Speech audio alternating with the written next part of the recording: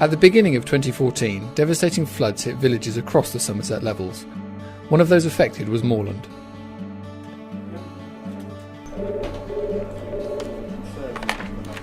A call came in to the Richfords Response Centre informing us that the church of St Peter and St John had been badly affected by the flooding.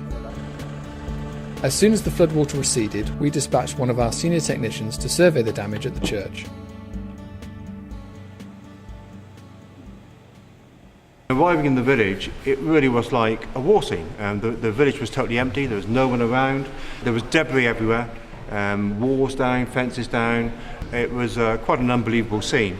The key thing here is you've got a whole community, and it's a whole community that was underwater for around three and a half weeks.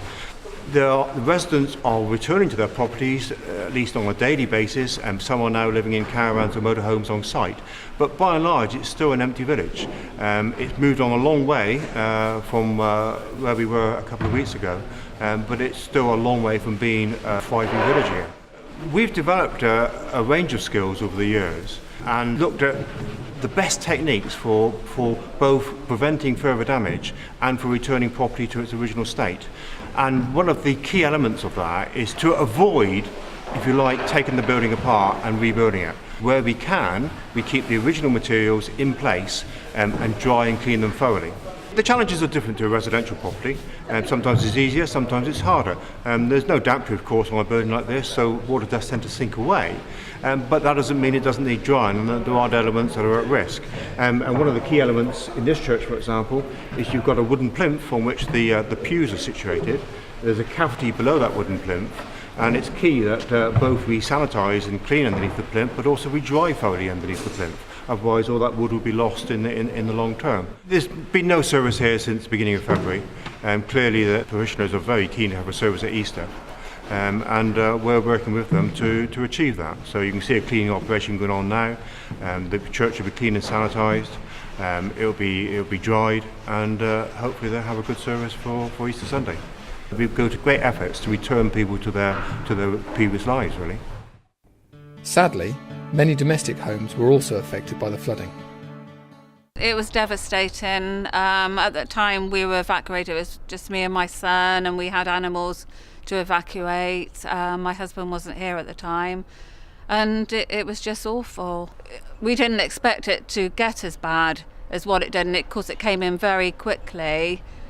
We've lost all our furniture.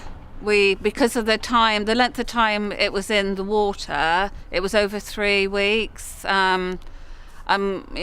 had some lovely furniture, and well, as you can see, some of it's in the skip. We've lost everything. We've had to sort out what we want to keep, which is not a lot. Is ornaments, paintings we've got upstairs, and what you see in the garage. So furniture-wise, all the furniture's gone. Every item. After the initial cleaning and sanitisation works were completed, we brought in drying equipment to stabilise the properties and to prevent secondary damage.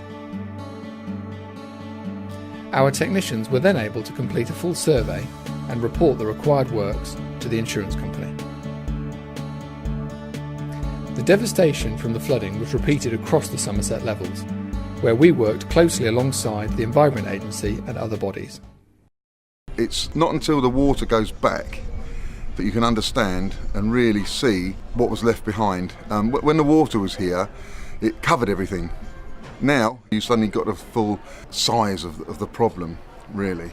What we can do is we can get reputable firms in that we can trust, and we know are going to come in and do a job. We know that the people in the village would trust them. They know they've got confidence in what they do. The more professional companies that come in, the better it is really for us. It's good from an agency point of view to have people like Richfords come in, because it gives us confidence because we know they've got the ability and the knowledge and the experience to come in and do a proper job.